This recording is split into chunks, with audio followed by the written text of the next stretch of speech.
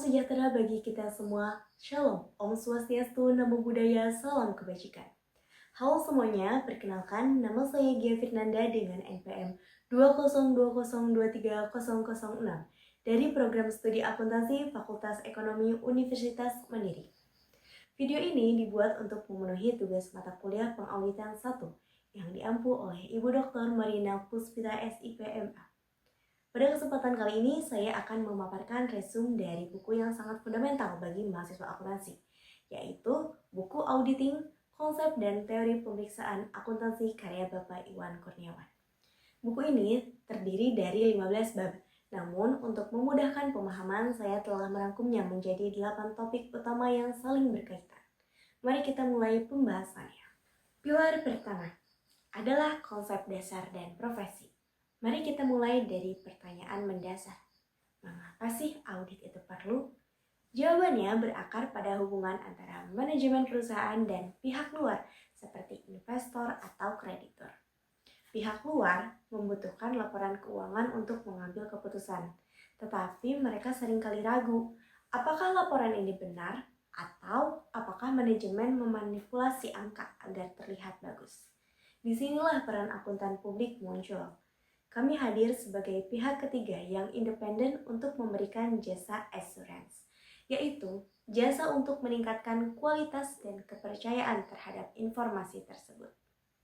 Selain itu, ada juga jasa atestasi, yaitu memberikan pendapat tertulis, dan jasa non-assurance, yaitu seperti konsultasi pajak atau kompilasi laporan keuangan. Buku ini juga membedakan tipe auditor menjadi 3.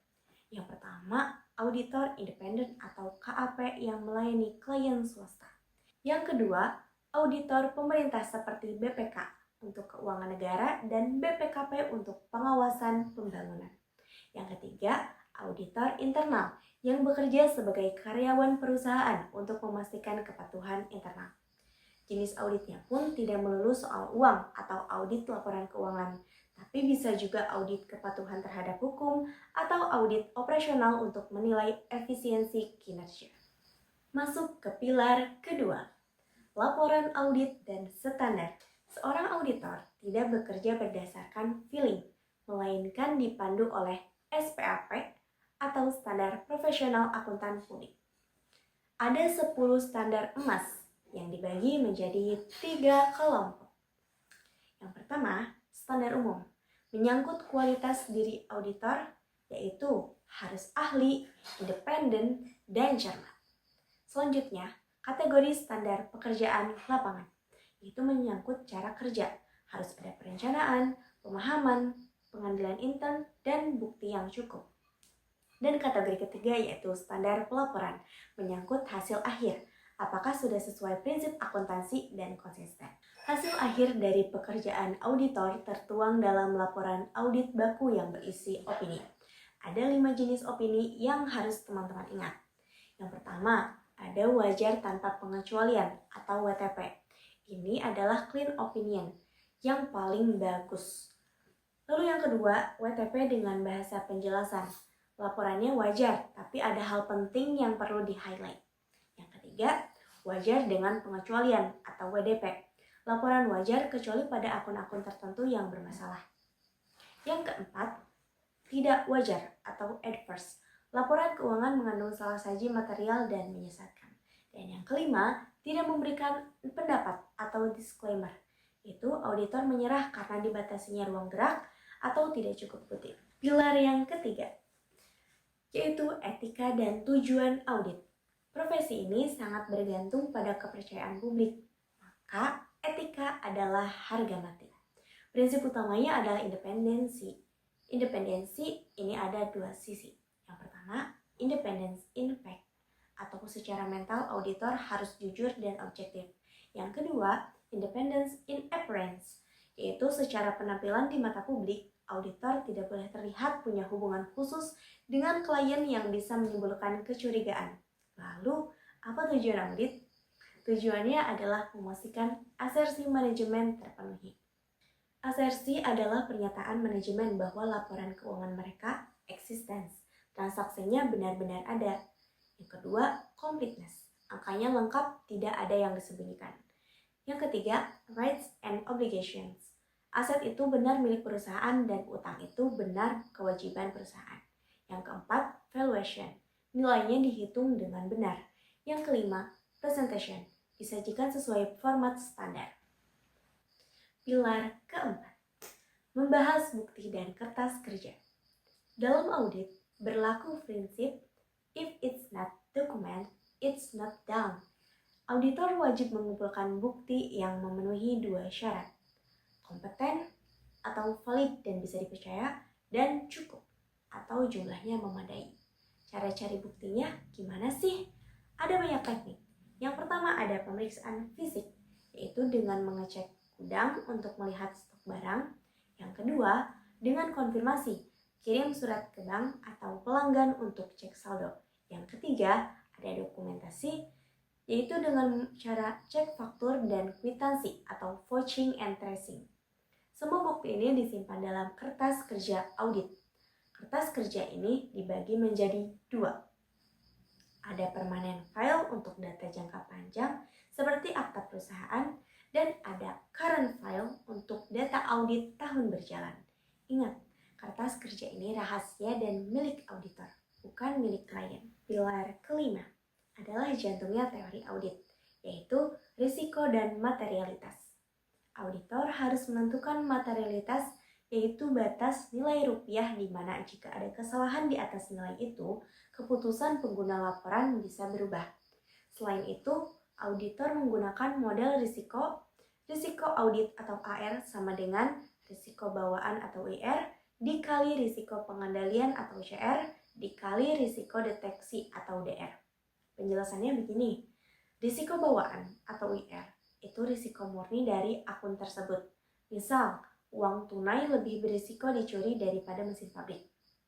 Yang kedua, risiko pengendalian atau CR. Risiko sistem internal perusahaan gagal mencegah kesalahan. Yang ketiga itu risiko deteksi atau DR, yaitu risiko auditor gagal menemukan kesalahan. Logiknya, jika risiko bawaan dan risiko pengendalian perusahaan tinggi, maka auditor harus bekerja keras dengan memperbanyak bukti untuk menekan risiko deteksi agar risiko audit tetap rendah. Pilar keenam, yaitu pengendalian internal atau SPI. Sebelum mengaudit angkanya, auditor harus mengaudit sistemnya. Definisi SPI adalah proses yang dirancang untuk memberikan keyakinan memadai tentang keandalan laporan keuangan. Kita menggunakan kerangka kerja KOSO yang terdiri dari 5 komponen. Komponen yang pertama, yaitu lingkungan pengendalian, contohnya integritas manajemen dan struktur organisasi. Komponen yang kedua, yaitu penaksiran risiko, bagaimana manajemen mengidentifikasi risiko bisnisnya. Komponen yang ketiga, yaitu aktivitas pengendalian, seperti SOP, pemisahan tugas, dan otorisasi. Komponen yang keempat, yaitu informasi dan komunikasi, alur data yang harus jelas. Lalu komponen yang terakhir, yaitu komponen kelima, pemantauan, yaitu evaluasi berkala. Jika SPI perusahaan kuat, auditor bisa mengurangi pengujian detail atau uji substansif, sehingga audit lebih efisien. Pilar ketujuh adalah sampling audit. Karena transaksi perusahaan bisa jutaan jumlahnya, tidak mungkin auditor memeriksa satu persatu. Kita menggunakan sampling. Ada 2 jenis utama. Yang pertama itu sampling atribut, digunakan pada pengujian pengendalian. Tujuannya mencari ya atau tidak, apakah prosedur dipatuhi atau menyimpang. Yang kedua, sampling variabel, digunakan pada pengujian substantif. Tujuannya mencari berapa rupiah salah sajinya. Tentu ada risiko di sini, yaitu risiko sampling atau risiko sampel tidak mewakili populasi, dan risiko non-sampling atau kesalahan manusia atau auditor lelah atau salah prosedur. Pilar ke-8, audit di lingkungan teknologi informasi. Di era digital, pencatatan manual sudah jarang. Auditor menghadapi sistem komputer atau EDP. Ada 2 pendekatan yang dijelaskan dalam buku ini, yaitu yang pertama, audit around the computer. yaitu auditor memperlakukan komputer sebagai kotak hitam atau black box. Kita hanya cek input dokumen dan bandingkan dengan output laporan. Ini cocok jika sistemnya sederhana.